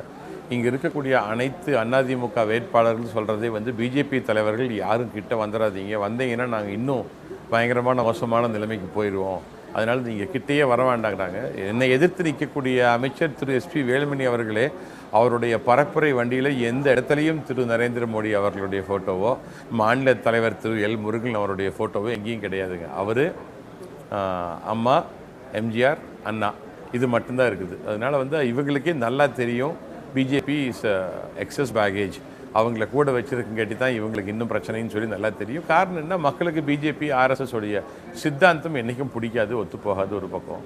அடுத்தது இப்போ அம்மா சொன்னாங்க பேசும்போது அப்படி ஒன்றும் கிடையாது, நரேந்திர மோடி ஒரு கிரேட் லீடர்னு. அப்படின்னா அரவக்குறிச்சியில் திரு நரேந்திர மோடியின் ஆசி பெற்ற வேட்பாளர் திரு கே அண்ணாமலைன்னு போட்டு ஓட்டு கேளுங்க, கோயம்புத்தூர் சவுத்தில் கேளுங்க, ஏன் கேட்க மாட்டேங்கிறீங்க? சில இடங்களில் வந்துங்க நரேந்திர மோடி அவர்களுடைய பேரை போட்டு அதுக்கப்புறம் அதுக்கு சுண்டம் படைச்சு மறைச்சிருக்காங்க. அந்த ஃபோட்டோக்கள் கூட நிறைய வைரலாக இப்போ ஷேர் ஆகிட்டு இருக்கு. அந்த அளவுக்கு திரு நரேந்திர மோடி அவர்கள் இந்த தமிழ்நாட்டுக்கும் தமிழ் சமூகத்திற்கும் செய்தது அனைத்துமே துரோகம் அப்படிங்கிறது அவங்களுக்கே தெளிவாக தெரியும். அதனால தான் அவங்களுடைய எடுபட மாட்டேங்குது. வேணும்னா லிஸ்ட்டே போடலாம். கீழடியிலிருந்து நியூ எஜுகேஷன் பாலிசி வரைக்கும், நீட் வரைக்கும், 20,000 கோடி ரூபா ஜிஎஸ்டி பணம் வராத வரைக்கும் போயிட்டே இருக்கலாம். ஒவ்வொன்றா நமக்கு அவங்க என்னென்ன பிரச்சனைகள் உருவாக்கி வச்சாங்க, அதை எப்படி திசை திருப்பினாங்கன்னு சொல்லிட்டு. அதனால இவங்களுடைய பரப்புரை என்னுடைய ஒரே வருத்தம், எம்ஜிஆர் துவங்கிய கட்சி இப்போ அம்மா சொல்லும்போது சொன்னாங்க எம்ஜிஆர் ஜெயலலிதா எடப்பாடின்னு. அவங்க 2 பேரும் இவரையும் கம்பேர் பண்ணிக்கிறது கேலி கூத்துங்க. திரு எடப்பாடி அவர்களெல்லாம் எந்த ஆளுமையும் கிடையாது. அவர் ஒரு என்ன சொல்கிறது, அம்மா இறந்து போயிட்டாங்க, ஒரு ஸ்டாப் கேப் அரேஞ்ச்மெண்ட்டு, ஒரு சப்ஸ்டியூட்டை ஓகே நீங்கள் பார்த்துக்கோங்க கொஞ்ச நாளைக்கு அப்படிங்கிற மாதிரி. இந்த எலெக்ஷன் நிரூபிக்கும் அவருக்கு ஏதாவது ஆளுமை திறமை இருக்கிறதா இல்லையா என்பதை இந்த தேர்தல் தெளிவாக காட்டும். நான் உறுதியாக சொல்கிறேன், அவர் எந்த விதமான ஆளுமையும் கிடையாது. அம்மா அவர்களுக்கும் அது எம்ஜிஆர் அவர்களுக்கும் இருந்த கரிஷ்மாவோ அண்டர்ஸ்டாண்டிங் ஆஃப் திராவிடியன் பாலிடிக்ஸோ அவருக்கு சுத்தமாக கிடையாது. அவங்க 2 பேரும் பண்ணது தான், திரு ஓபிஎஸ் அவர்களும் திரு எடப்பாடி அவர்களும் பண்ணது தான் இந்த நிலைமைக்கு கொண்டு போய் தமிழ்நாடை விட்டுருக்காங்க. அதில் ஒரு பெரிய பங்கு என்னை எதிர்த்து களமாடக்கூடிய திரு எஸ்பி வேலுமணி அவர்கள் இருக்கிறது. அவர் தான் அந்த bridge between Delhi and Chennai. So அதனால் அவர் பண்ணி வச்சிருக்கிற கூத்தும் கொஞ்சம் நஞ்சம் கிடையாதுங்க இங்கே. அதனால் இவங்களுக்கு எல்லாம் டைம் இஸ் அப். ஒன்று. ரெண்டாவது, I really wish ADMK as a party அவங்க ரீஇன்வென்ட் பண்ணி அதுக்குள்ளேயே ஒரு நல்ல லீடர் அவங்க கண்டுபிடிச்சி அந்த பார்ட்டி ரீஇன்வென்ட் ஆகி அண்ணா திராவிட முன்னேற்ற கழகம்ங்கிற அந்த வார்த்தைக்கே அர்த்தம் தெரியாதவர்கள் தான் இன்றைக்கி அந்த கட்சியில் இருக்காங்க. அது ஓப்பனாகவும் பேசுகிறாங்க, எங்களுக்கு பெரியாரும் தெரியாது, அண்ணாவும் தெரியாது, திராவிடமும் தெரியாதுன்னு சொல்கிறாங்க திரு ராஜேந்திர பாலாஜி போன்றவர்கள். ஸோ அவங்களுக்கெல்லாம் பாடம் எடுத்து பெரிய பற்றை நடத்தி, திராவிட பற்றை நடத்தி எங்களுக்கு சவால் விடக்கூடிய ஒரு எதிர்க்கட்சியாக அவர்கள் உருவாக வேண்டும் என்று வாழ்த்துகின்றேன். குறுக்கிட வரும். ஆமாம், கார்த்திகேயன் சேனா அதை பற்றி நல்லா ஒரு பரப்புரை பண்ணிட்டார் இந்த மீடியாவில். ஆக்சுவலாக கொங்கு மண்டலத்தை சேர்ந்தவர் தான் எடப்பாடியார். இவ்வளோ திறமையாக ஒரு ஜெயலலிதான்னு ஒரு ஆளுமை இல்லாமல் போகும்போது, இறந்து போகும்போது, இடையில இவர் 4 வருஷம் ஒரு ஸ்திரமான ஒரு கவர்மெண்ட்டை கொடுத்துருக்காருங்கிறது நீங்கள் நிச்சயமாக பெருமைப்படணும்னு நான் நினைக்கிறேன். இல்லை, நான் எதுக்கு பெருமைப்படணும்னு நீங்கள் முடிவு பண்ண வேண்டாங்கம்மா. அது நான் பட்டுக்கிறேன். இங்கே கொங்கு மண்டலத்தில் யாரை பார்த்து நான் பெருமைப்படணும்னு, இதே கொங்கு மண்டலத்தில் எங்கம்மா பெத்தாம்பாளையம் பழனிசாமின்னு சொல்லிட்டு திராவிட முன்னேற்ற கழகம் ஆரம்பிக்கப்பட்டப்போ 1949 ராபின்சன் பூங்காவில் தலைமை தாங்கினாருங்க. திராவிட கழகத்தின் தலைவர் பெரியார் அவர்கள் தலைவராக இருக்கும்போது அர்ஜுன் மன்றாடியார்னு திராவிட கழகத்தில் 18 வயசில் பொருளாளராக இருந்தார். அவரை நினச்சி பெருமைப்பட்டுக்கிறேன். எங்கள் தாத்தா இருந்தார் நினச்சி நான் பெருமைப்பட்டுக்கிறேன். திரு எடப்பாடி கே பழனிசாமி அவர்களை கண்டு நான் பெருமைப்பட வேண்டிய அவசியம் கிடையாது. வெட்கப்படுறேன் எங்கள் பகுதியை சேர்ந்தவர்னு, தலை குனிகிறேன் எங்கள் பகுதியை சார்ந்தவர்னு சொல்லிட்டு. அப்புறம் அதிமுக அணிந்துள்ள முகக்கவசத்தை கழற்றினால் அதற்கு பின்னால் RSS பாஜக இருப்பது தெரிய வரும் என ராகுல் காந்தி பேசியிருப்பது எதை காட்டுகிறது அப்படின்னு கேட்டிருந்தோம். நேயர்கள் பல்வேறு விதமான கருத்துக்களை பகிர்ந்திருக்காங்க. அதிமுக பணிந்து போனதால் இப்படி அவர் குற்றம் சாட்டியிருக்கிறார்னு 20% பேரும், அது மிகைப்படுத்தப்பட்ட பேச்சு என 7% பேரும், திமுக அணிக்கு வலு சேர்ப்பதற்காக இவ்வாறு பேசியிருக்கிறார் என 4% பேரும், இதுதான் உண்மை நிலவரம் என 69% பேரும் கருத்து தெரிவித்திருக்கிறார்கள். அந்த நேயர்களுக்கு நன்றி.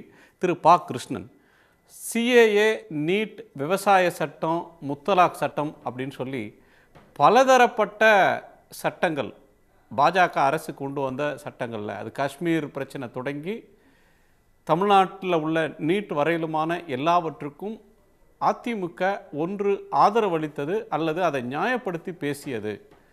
இந்த சம்பவங்கள் காரணமாக இது ஒரு மாநில கட்சி, இவங்க 370 பற்றி அப்போஸ் பண்ணுவாங்க, மற்ற சிவில் கோடு சம்பந்தமாக வருகிற போது அதில் மாறுபட்டு நிற்பார்கள், முத்தலாக் சட்டத்தில் மாறுபட்டு நிற்பாங்க, விவசாய சட்டம்னா கண்ணை மூடிக்கொண்டு ஆதரிக்க மாட்டாங்க, அப்படிலாம் அதிமுக மேலே ராகுல் காந்திக்கு ஏதேனும் ஒரு எதிர்பார்ப்பு இருந்து அந்த எதிர்பார்ப்பு நிறைவேறாத கோபத்தை இந்த தேர்தல் நேரத்தில் காட்டுறாரா?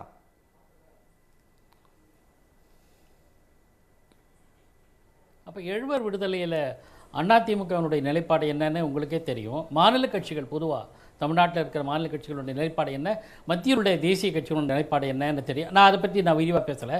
ஒன்று முக்கியமாக நான் இந்த கார்த்திகேய சிவசேனாதிபதிக்கு நன்றி தெரிவிக்க வேண்டும். அடிமை ஆளுமை என்ற சொற்கள் ரிலேட்டிவ் டேர்ம், அது சூழ்நிலைக்கேற்ப நாம் பயன்படுத்திக் கொள்கிற வார்த்தை. அடிமை இல்லை என்பதுக்கு 2 உதாரணம் சொல்கிறேன். 60 சீட்டில் போட்டிடுவோம், நாங்கள் தான் முதலமைச்சர் முடிவு பண்ணுவோம் அப்படின்னு 2 மாதத்துக்கு முன்னாடி பிஜேபி சொல்லிச்சு. ஒரு பதிலும் பேசாமல் சைலண்ட்டாக 20 சீட்டு கொடுத்துட்டு வச்சுருக்கோப்போ அப்படின்னு சொன்னது யார்? அதிமுக. எங்கள் கட்சி தலைவர்கள் மட்டும் தேர்தல் களத்தில் பயன்படுத்தணும் என்கிற நிலையை உருவாக்கியது யார்? அதிமுக.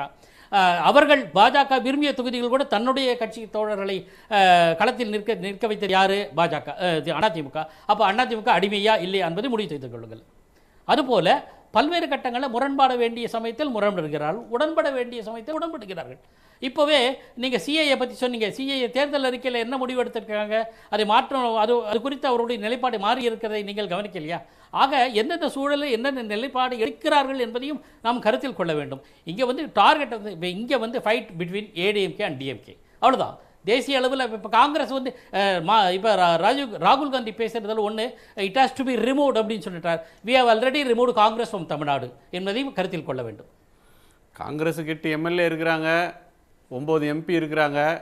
இதில் யாரை ரிமூவ் பண்ணாங்க அப்படின்ற ஒரு கேள்வி இருக்குது. தமிழ்நாட்டில் பிஜேபிக்கு எம்பி இல்லை, எம்எல்ஏ இல்லை. காங்கிரஸுக்கு இன்னமும் ஓட் ஷேர் வைஸ் பார்த்தாலும் தமிழ்நாட்டில் 3வது பெரிய கட்சி. சட்டமன்றத்துலேயும் காங்கிரஸ் தான். நாடாளுமன்றத்தில் அதிக எம்பிக்கள் இருக்கிறது அப்படின்னு எடுத்துக்கிட்டால் திமுக கருத்து இருக்கிறது காங்கிரஸ் தான். இந்த கம்ப்ளீட்லி ரிமூவ்டு அப்படின்ற கேட்டகரிக்கு வருமா? நீண்ட காலம் ஆட்சி செய்த கட்சி திரு ராஜேந்திரன் அவர் வந்து சிஏஏ ஆகட்டும், it was ruling for several years. சரி, ஆட்சி செய்த கட்சி. சிஏஏ ஆகட்டும், எழுவர் விடுதலை ஆகட்டும், எல்லாமே நீங்கள் வந்து ஒரு ரிலேட்டிவ் டேர்மில் தான் பார்க்கணும். அவங்க கூட்டணியில் இருந்தாலும் அவங்க கொள்கைன்னு வர்றப்ப நாங்கள் வந்து முரண்படுவோம், மாறுபடுவோம், கொள்கை வேற கூட்டணி வேற அப்படின்றத சொல்கிறாங்க. பாஜக வந்து அவங்க தான் முதலமைச்சர் வேட்பாளரை தீர்மானிப்போம், தேசிய ஜனநாயக கூட்டணியோட முதல்வர் யாருன்றதை நாங்கள் பின்னாடி சொல்லுவோம் அப்படிலாம் சொன்னாங்க. ஒரு எடப்பாடி ஒரு ஆளுமையாக கீழே கொண்டு வந்துட்டார்ல, இது அடிமை அரசு அப்படின்னு சொல்கிறது எப்படி சரி அப்படின்னு கிருஷ்ணன் அப்ஜெக்ட் பண்ணுறார். கிருஷ்ணன் வந்து முரண்பட வேண்டிய இடத்தில் முரண்பட வேண்டிய இடமும், உடன்பாடு காண வேண்டிய இடத்தில் உடன்பாடு செய்ய வேண்டும் என்ற கருத்தை சொன்னார். இவங்க பார்த்தோன்னா எல்லா விஷயத்துலையும் உடன்பாடாக தான் இருக்குது. எந்த இடத்துல முரண்பாடு பண்ணாங்கங்கிறது தான் இப்போ கேள்விக்குறியாக இருக்குது. ஏன்னா இவங்க ஏற்றுக்கொண்ட கொள்கையே முரண்பட்டு நிற்கிற இடத்துல அதற்கு வந்து ஒரு உரத்த குரல் எழுப்பியிருக்கிறாங்களாம். இப்போ முதலமைச்சர் அந்த ஜெயலலிதா வந்து அந்த இருமொழி கொள்கை அப்படிங்கிறதுல ரொம்ப உறுதியாக இருந்திருக்கிறாங்க இல்லையா. இவங்க வந்து அந்த புதிய கல்வி திட்டம் என்று கொண்டு வந்து திடீரென்று ஒரு நாள் தமிழ்நாட்டில் வந்து மும்மொழி கொள்கை அறிமுகப்படுத்தப்படுகிறது என்று அறிவிப்பு வந்த உடனே, அந்த அறிவிப்பு வந்த உடனே முதல் எதிர்ப்பு யார்கிட்டேருந்து வருது அப்படின்னு சொன்னீங்கன்னா, திராவிட முன்னேற்ற கழகத்திலிருந்து தான் வருது. திமுக இளைஞரணிகள் தான் வந்து வீதியில் இறங்கி போராடுறாங்க. எல்லா கட்சிகளும் எதிர்ப்பு தெரிவித்ததற்கப்புறம் எங்களுடைய கொள்கை இருமொழி கொள்கை தான். ஆனால் புதிய கல்வி திட்டத்தை பற்றி உங்களுடைய கருத்து என்னன்னு கேட்டப்ப, புதிய கல்வி திட்டத்தை வந்து நாங்கள் வந்து ஒரு ஆய்வுக்குழு போட்டிருக்கோம், அந்த ஆய்வுக்குழு முடிவுக்கு வந்ததுக்கு தான் நாங்கள் சொல்லுவோம்னு சொல்கிறாங்க. பட் அதே புதிய கல்விக் கொள்கை வந்து 5 + 8 + 10 + 12 4 வகையான ஒரு தேர்வை தமிழ்நாடு எப்போதுமே வந்து நிராகரித்து தான் இருக்குது. ஆனால் நீங்கள் வந்து அதை நிராகரிக்காமல் ஆய்வுக்குழு ஒன்று போட்டு ஆய்வு செய்து கொண்டு இருக்கிறோன்னு ஆய்வு செய்துட்டு இருக்க நிலையிலேயே 5ஆம் கிளாஸ் தேர்வுக்கு நீங்கள் ப்ரிப்பேர் ஆகிட்டீங்க. 5ஆம் கிளாஸ் தேர்வுக்கு அமைச்சர் செங்கோட்டையன் சொல்லி அது எதிர்க்கட்சியெல்லாம் எதிர்ப்பு தெரிவித்ததுக்கு அப்புறம் தான் அந்த இதுக்கு ஒரு ட்ராப் ஆகிடுச்சு. அப்போ நீங்கள் வந்து ஏற்றுக்கொண்ட கொள்கையை வந்து எப்படி விட்டு கொடுத்துட்டு போயிருக்கீங்க அப்படிங்கிற ஒரு விஷயம். இப்போ நீங்கள் இந்த சிஏஏ குடியுரிமை திருத்த சட்டத்தை நீங்கள் பார்த்தீங்கன்னா, குடியுரிமை திருத்த சட்டத்தை எதிர்த்து நீங்கள் மாநிலங்களவையில் ஓட்டு போட்டீங்க, அன்புமணியும் ஓட்டு போட்டார் இல்லை, அதனால தான் சட்டமே பாஸ் ஆச்சு. அந்த சட்டத்தினால தமிழக முஸ்லீம்களுக்கு எந்த பாதிப்பும் இல்லை இது சட்டமன்றத்தில் நியாயப்படுத்தி பேசினார். இப்போ இதை நாங்கள் வந்து திரும்ப செய்து வற்புறுத்துவோம்னு இங்கே பேசுகிறீங்கல்ல, அதை வற்புறுத்தணும்னு சொல்லி ஏன் மாநிலங்களவையில் நீங்கள் பேசியிருக்கக்கூடாது? ஏன் நாடாளுமன்றத்தில் உங்கள் கட்சியோட உறுப்பினர் பேசியிருக்கக்கூடாது? அப்போ அதுக்கு நீங்கள் என்டார்ஸ் பண்ணிவிட்டு இப்போ தேர்தல் வருதுங்கிறப்ப நீங்கள் அந்த கருத்தை சொன்னீங்கன்னா என்ன விஷயம்? வேளாண் சட்டத்தை நீங்கள் வந்து முழுமையாக ஆதரித்து விவசாயிகளுக்கு எந்த பாதிப்பும் இல்லை, குறைந்தபட்ச விலை வந்து இதில் நிர்ணயிக்கப்பட்டிருக்குலாம் சொல்லிட்டு இப்போ நாங்கள் குறைந்தபட்ச விலையை நாங்கள் தனியாக நிர்ணயிக்கிறோம் அப்படின்னு சொல்லி நீங்கள் பழிக்க வேண்டிய ஒரு கட்டாயம் எதுக்கு வந்திருக்கு? இப்படி ஒவ்வொரு விஷயத்துலையும் போராட வேண்டிய இடத்துலையே துணைவேந்தர் நியமனங்கள் தமிழ்நாட்டில் எப்படி நடக்கும்? எப்பொழுதும் துணைவேந்தர் நியமனங்கள் வந்து தமிழ்நாட்டில் வந்து தமிழ்நாடு அரசு வந்து ஒரு கல்வியாளர் குழுவை நியமிக்கும். அந்த கல்வியாளர் குழு ஒரு 3 பேர் தொடங்கிய ஒரு பட்டியலை கொடுக்கும். அந்த பட்டியலில் தமிழக அரசு ஒரு துணைவேந்தரை தேர்வு செய்யும். அது ஆளுநருக்கு அனுப்பப்படும். ஆளுநர் வந்து தமிழ்நாடு அரசு எதை சொல்லுவாரோ அதுக்கு ஒரு ஒப்புதல் கொடுப்பார். இதுதானே தமிழ்நாட்டில் வந்து நடந்த நடைமுறை. முதல் முறையாக ஆளுநரே நான் தான் நியமிப்பேன், மாநில அரசுடைய உரிமையில் நான் தான் தலையிடுவேன் என்று சொல்லி சூரப்பாவில் ஆரம்பித்து ஒவ்வொரு பல்கலைக்கழகத்துக்கும் துணைவேந்தரை கொண்டு வந்து ஆளுநர் போட்டார். நியாயமா வந்து திமுக ஆளுநருக்கு எதிர்க்கல. அப்போ உடனே களத்தில் இறங்கி போராடினது யாரு? திராவிட முன்னேற்ற கழகம் தான். இந்த நீங்க நேரடி ஆளுநர் துணைவேந்தர் நியமனத்தை எதிர்த்து போராடியது திமுக தான் போராடியது. இன்னொரு பெரிய கொடுமை பாருங்க, தமிழ்நாட்டில் இருக்கிற ரயில்வே மண்டலங்களில் இந்த கண்ட்ரோல் ரூமில் இருக்கின்ற அதிகாரிகள் அவர்கள் வந்து தாய்மொழியில் பேசக்கூடாது, ஒன்று இந்தியில் பேசணும், ஒன்று இங்கிலீஷில் பேசணும்னு ஒரு உத்தரவை வந்து டெல்லியிலேருந்து போட்டாங்க. அப்படி உத்தரவு போட்டதுனால இங்கே இருக்கிற 2 அதிகாரிகள் ஒருவர் பேசுகிற மொழி இன்னொருவருக்கு புரியாத காரணத்தினால திருமங்கலத்தில் 2 ரயிலும் ஒன்றுக்கொன்று மோதிக்கொண்டு ஒரு பெரிய விபத்து நடக்கக்கூடிய சூழ்நிலை உருவாச்சு. அந்த விபத்து நடந்திருந்ததுன்னா பல நூறுக்கணக்கான மரணங்கள் நடந்திருக்கும்.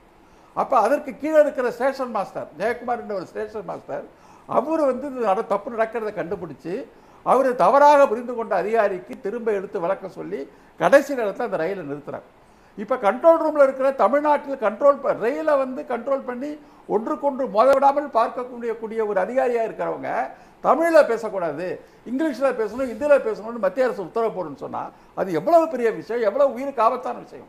அதை எதிர்த்து ஒரு கண்டனத்தை திமுக போராட்டம் நடத்தி அடுத்த நாள் தென்மண்டல அதிகாரிகள்கிட்ட போய் இவங்க பெட்டிஷன் கொடுத்ததுக்கப்புறம் தென்மண்டல அதிகாரி அதை திரும்ப பெறுகிறார். அதை பற்றி ஒரு வார்த்தை கண்டனமாவது இதுவரையிலும் இந்த அதிமுக ஆட்சி இதில் சொல்லியிருக்காங்களா? சமஸ்கிருதத்தில் 15 நிமிட செய்தி தமிழ்நாட்டில், சமஸ்கிருதம் படித்தவங்களே 25,000 பேர், தமிழ்நாட்டில் 15 நிமிடம் தூர்தர்ஷனில் என்ன செய்தி வேண்டியிருக்கு? அந்த செய்திக்கு வந்து ஒரு கண்டனம் இந்த ஆட்சி தெரிவிக்கலை. ஆனால் திமுக எம்பிக்கள் நாடாளுமன்றத்தை எதிர்ப்பு தெரிவித்து அதை வந்து திரும்ப வந்து அதை வித்ட்ரா பாக்குன்னு வச்சாங்க. 7.5% கிராமப்புள்ளி மாணவர்களுக்கு இடஒதுக்கீடு தரேன்னு சொல்லி நீங்கள் நிறைவேற்றி அனுப்பிச்சிங்க. கவர்னர் பெண்டிங்கில் போட்டார்.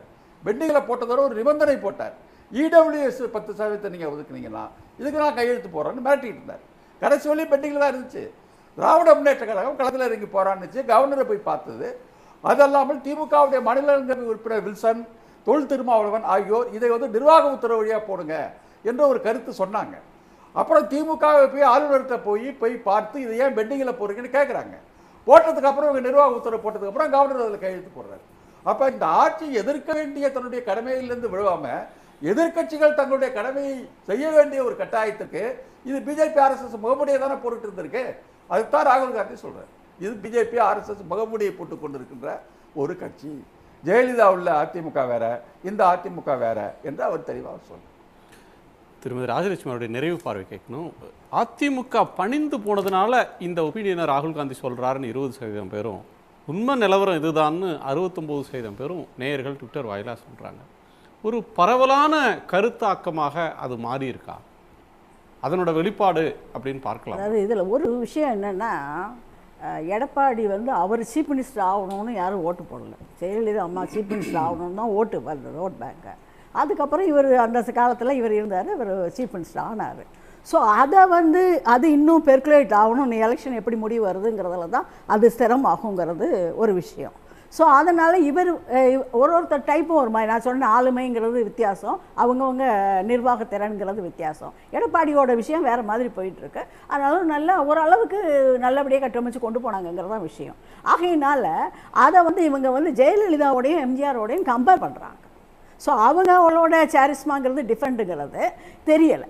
ஸோ இவரும் கஷ்டப்பட்டு அதை நிரூபிக்கிறதுக்கு ட்ரை பண்ணிக்கிட்டு இருக்காரு. ஸோ இதுதான் இங்கே விஷயம். அதனால தான் இத்தனை பேர் வந்து உண்மை நில இதுதான் அப்படின்னு சொல்கிறாங்க. அதான் ஒருத்தர் பவ்யமாக இருக்கிறதோ சாதாரணமாக, இப்போ கலைஞருக்கே பார்த்தீங்கன்னா ஸ்டாலின் டிஃப்ரெண்ட்டாக இருக்கார், அவர் ஒரு அப்பாவும் பையன்னா கூட. ஸோ அதனால் அந்த ஆளுமை இவர்கிட்ட இல்லைன்னு சொல்ல முடியுமா? அது எலெக்ஷன் வரும்போது, எலெக்ஷன் முடிச்சு இவர் வரும்போது தான் சொல்ல முடியும். ஸோ அதனால் பர்சனாலிட்டிஸ் ஆர் டிஃப்ரெண்ட். அந்த பர்சனாலிட்டிஸை இவங்க அசஸ் பண்ணும்போது இப்படி ஒரு டேட்டா. அது காமராஜரோட மூப்பனாரை ஒப்பிட முடியாது, ராஜீவ் காந்தியோட ராகுல் காந்தியை ஒப்பிட முடியாது, இந்திரா காந்தியோட இவங்களை ஒப்பிட முடியாது.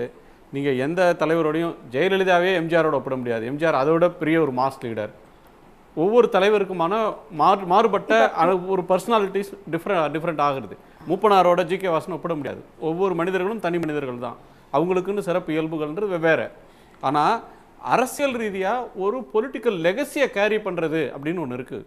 இப்போ ராகுல் காந்தியே அந்த லெகசியை கேரி பண்ணுறாராங்கிறது ஒரு மைனஸ் பாயிண்டாக தான் போகுது. சரி, அதனால தான் அவரோட உரையில் இப்படி ஒரு விஷயங்கள் வருது. ராகுல் காந்தி காங்கிரஸுடைய கோர் பிரின்சிபல்ஸில் சமரசம் ஆயிட்டாரா? காங்கிரஸ் இதுவரையிலும் பொதுவான கொள்கைகள், ஒரு மத நல்லிணக்கம், மதச்சார்பின்மை அப்படின்ற ஒரு அடிப்படை கொள்கை அந்த கட்சிக்கு இருக்குது.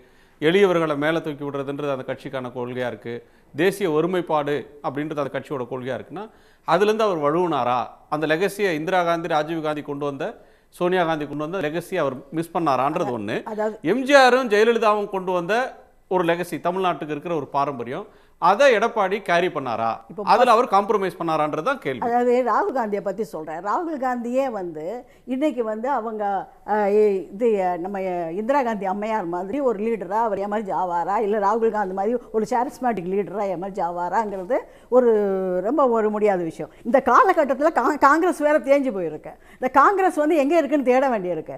அது ஒருவேளை ஒரு பெரும்பான்மையாக இருந்தால் இவரை பிடிச்சி வச்சு இவருக்கு ஒரு பிளேஸ் கொடுத்து இவர் ஒரு வேளை இது பண்ணலாம். ஆனால் இன்னைக்கு அந்த சாத்தியக்கூறுகள் எதுவுமே அடிபட்ட விஷயத்தில் இவர் பேசுறது எதுவுமே எடுபடாமல் போகுது. இதுதான் விஷயம்.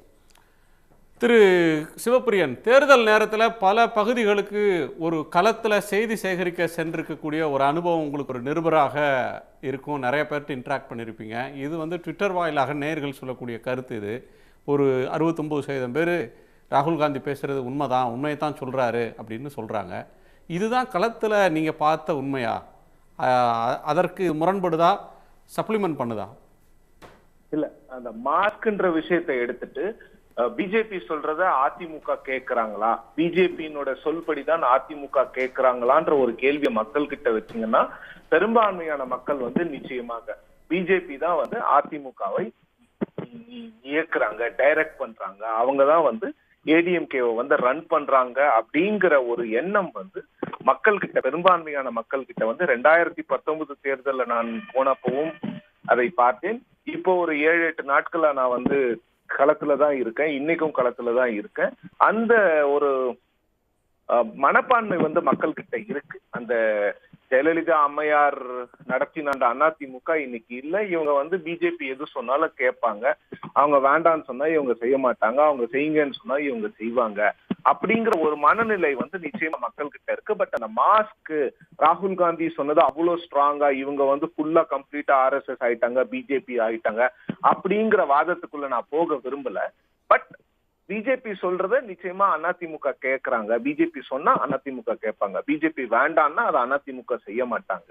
பிஜேபியினோட இயக்கத்தில் அதிமுக செயல்படுகிறது அப்படின்ற எண்ணம் நிச்சயமா மக்கள் கிட்ட இன்னைக்கும் இருக்கிறது.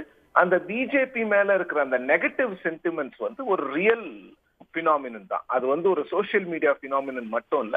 அது நிச்சயமா களத்துல போகும்போது அதை நிச்சயமா பார்க்க முடியுது. அந்த இது சவுத் தமிழ்நாடுலயும் பார்க்க முடியுது, வெஸ்ட்லயும் கொஞ்சம் இருக்குது, நார்த்ல போனீங்கன்னா இன்னும் கொஞ்சம் ஜாஸ்தியா பார்க்க முடியுது. சோ இது அந்த 69% பெரும்பான்மையான மக்கள் ADMK is controlled by BJP for now அப்படின்னு தான் நினைக்கிறாங்க. அதுல எந்த ஒரு மாற்று கருத்தும் மக்கள் கிட்ட இருக்கிற மாதிரி எனக்கு. நன்றி சிவப்பிரியன். இதே உங்கள் நிறைவு பார்வை எடுத்துக்கிறேன். திரு கிருஷ்ணன், உங்களுடைய நிறைவு பார்வை. ஒரே பார்வை தான். அதாவது நீங்கள் சொன்ன 69% உண்மை நிலவரம் என்பதை நான் வேறு வகையில் இன்டர்பிரேட் பண்ணுறேன். அதில் பாஜகவினுடைய சொல் பேச்சு கேட்டுக்கொண்டு அதிமுக நடக்கிறது என்பது பார்வை சரியாகாது. மத்தியில் உள்ள அரசாங்கத்தின் பேச்சை கேட்டுக்கொண்டு மாநில அரசாண்டு செயல்படுகிறது என்று வேணால் எடுத்துக்கலாம். இது நிலைமை மாறித்துன்னு வச்சுக்கலாம். மத்தியில் யூபி அல்லது காங்கிரஸ் தலைமையிலான ஒரு அரசாங்கம், தமிழகத்தில் திராவிட முன்னேற்ற கழக தலைமையிலான அரசாங்கம் உருவானாலும் இதே நிலை தான், இதே 69% தான் நீங்கள் வாக்கெடுப்பு நடத்தினீங்களா கிடைக்கும். அதெல்லாம் அரசாங்கம் என்ற பார்வையில், அரசாங்கம் என்பதனால தான் மோடியினுடைய பேச்சோ அமித்ஷா பேச்சோ கேட்க செயல்படுகிறார்கள். நமக்கு காரியம் ஆகணும் மாநிலங்களுக்கு அப்படின்றத அந்த பார்வை தான் நான் முன்வைக்கிறேன். இது பழைய உதாரணங்கள் நான் சொல்ல வரல, இதுதான் யதார்த்தம். அதுதான் நான் சொல்லுவேன். மிக்க நன்றி. உங்களுடைய நிறைவு பார்வைக்கு திரு ராஜேந்திரன் நிறைவு பார்வை சுருக்கும். நண்பர் கிருஷ்ணன் இப்போ அதிமுகவுக்கும் பிஜேபிக்கும் மத்திய அரசாங்கம் மாநில அரசாங்கம்னு ஒரு முகமூடியை போட்டு விட்டுருக்கிறாரு. அந்த முடிவுக்கு தான் வர வேண்டியிருக்கு. அது மத்திய அரசாங்கம் இருந்தாலும் சரி, மாநில அரசாங்கம் இருந்தாலும் சரி, அரசாங்கத்தில் யார் இருக்கிறாங்க, அவங்க யாருக்கு என்ன பண்ணுறாங்க, இஷ்யூஸ் என்ன, அதனால் என்ன பாதிப்பு வருது, அதைத்தான் நம்ம பார்க்க முடியுமே தவிர இதுக்கு வேற ஒரு முகப்படியை போட்டுக்கிட்டு central government state government it is not difference between BJP and ADMK அப்படின்லாம் வந்து பார்க்க வேண்டிய அவசியம் இல்லை. இன்னொன்று வந்து இந்த சாரிஸ்மா லீடர்ஷிப் சாரிஸ்மா பற்றி பேசுனாங்க. இந்த சாரிஸ்மா லீடர்ஷிப் சாரிஸ்மா இந்த இஷ்யூவே வரல. மக்களை பாதிக்கக்கூடிய, மக்களை காப்பாற்றக்கூடிய ஒரு திராவிடியன் லெகசி நாங்கள் வந்திருக்கிறோம் என்று சொல்லக்கூடிய ஒரு ஆட்சி வந்து உங்களுக்கு சாரிஸ்மா இருக்கோ இல்லையோ, அது நீங்கள் வந்து இந்த கொள்கையை, உங்களுடைய கருத்தை, உங்களுடைய வழிகாட்டி தலைவர்கள் சொன்ன விஷயத்தை வந்து ஸ்ட்ரகிளை வந்து நீங்கள் துணிச்சலாக பொண்ணாதான் நீங்கள் அந்த லெகசியில் வந்தீங்க, அந்த பாரம்பரியத்தில் வந்தீங்க. அந்த கிளைம் பண்ணுறதுக்கு உரிமை இருக்குது. அம்மா ஆட்சியில் நாங்கள் வந்தோம், புரட்சித் தலைவர் ஆட்சியில் வந்தோன்னு சொன்னால் அவங்க காட்டிய வழியில் போகிறதுக்கான உரிமை இருக்குது. எம்ஜிஆர் கூட தான் மத்திய அரசாங்கத்தை அனுசரித்து போனார். ஆனால் அரிசி கொடுக்கலங்கிறதால கடற்கரையில் போய் உண்ணாவிரதம் இருந்தார். ஜெயலலிதாவும் அந்த அம்மாவும் போய் உண்ணாவிரதம் தான் இருந்துக்கிறாங்க, பிரச்சனை வந்துருக்குறாங்க. அப்போ போராட வேண்டிய இடத்துல அவங்க போராடி இருக்காங்கல்ல. நீங்கள் போராட வேண்டிய, குரல் கொடுக்க வேண்டிய நேரத்தில் கூட குரலை நீங்கள் வந்து அமைக்க வச்சுக்கிட்டு, இப்போ வந்து இடபிள்யூஎஸ்க்கு வந்து ஒரு பெரிய அனைத்து கட்சி கூட்டத்தை போட்டாருங்க நம்ம முதலமைச்சர். எல்லாரும் அனைத்து கட்சியெல்லாம் கூட்டத்தை கூட்டினாங்க. அந்த முடிவு என்னங்கிறத யாருக்குமே அறிவிக்கலை. ஆனால் இடபிள்யூஎஸை தமிழ்நாட்டில் வந்து அறிமுகப்படுத்த வேண்டாம் அப்படின்னு சொல்லி அந்த அதிமுக அரசு ஒரு முடிவெடுத்து தமிழ்நாட்டில் எதுலேயும் அறிமுகப்படுத்தலை. ஆனால் இடபிள்யூஎஸை நாங்கள் தமிழ்நாட்டில் பின்பற்ற மாட்டோம் அப்படின்னு ஒரு முடிவு எடுத்துட்டோம், இதான் அனைத்து கட்சி முடிவு அப்படின்னு நாட்டுக்கு அறிவிக்கணுமா இல்லையா? அந்த அறிவிப்பை கூட சைலண்டாக வச்சுருந்தீங்க. அதை சொல்கிறது கூட பயம். இப்போ நீங்கள் 27% இடஒதுக்கீடை மத்திய அரசினுடைய அந்த பல்கலைக்கழகத்தில் வந்து கொண்டு வருதுங்கிறப்ப இடபிள்யூஎஸ் தானாகவே அங்கே வருது. அண்ணா யூனிவர்சிட்டியுடைய பயோடெக்னாலஜியில் வருது, பாரதியார் யூனிவர்சிட்டியுடைய இடபிள்யூஎஸ் வருது. நாங்கள் இடபிள்யூஎஸ் தான் நாங்கள் பின்பற்றணும் முடிவுபடுத்திட்டோமே, நீங்கள் ஏன் கொண்டு வரீங்க என்று நியாயமாக சமூக நீதியில் கேட்டிருக்கணும்ல. ஜெயலலிதா இருந்தால் நிச்சயமாக கேட்டிருப்பாங்கல்ல. அதை கூட ஏன் நீங்கள் கேட்கல? இப்போ அனைத்து கட்சி கூடி எடுத்த ஒரு முடிவு, நீங்கள் கொள்கை ரீதியாக எடுத்த முடிவை கூட அதை அறிவிச்சாவே ஐயா கோச்சிப்பாருன்னு கையை கட்டிட்டு இருந்தா இது முகமூடி போட்டவங்களா இல்லையாங்கிறத நீங்கள் தான் முடிவு பண்ணணும், மக்கள்கிட்ட விட்டுரும். மிக்க நன்றி. முகமூடிகள் தானா அல்லது அதை கலற்றப்பட்டால் அதே முகம் இருக்கா, வேறு முகம் இருக்கா அப்படின்றதுக்கெல்லாம் மக்கள் அளிக்கக்கூடிய தீர்ப்புன்றது வாக்கு என்னும் நாளில் தெரியும், வாக்குப்பதிவாகிற நாளில் தெரியும். உங்கள் கருத்துக்களுக்கு நன்றி. வாக்கு சேகரிப்பதற்காக விடைபெற்று சென்ற திரு சேனாதிபதி அவர்களுக்கும் நன்றி. மீண்டும் சந்திப்போம். இது கேள்விக்களம், மக்களின் மேடை.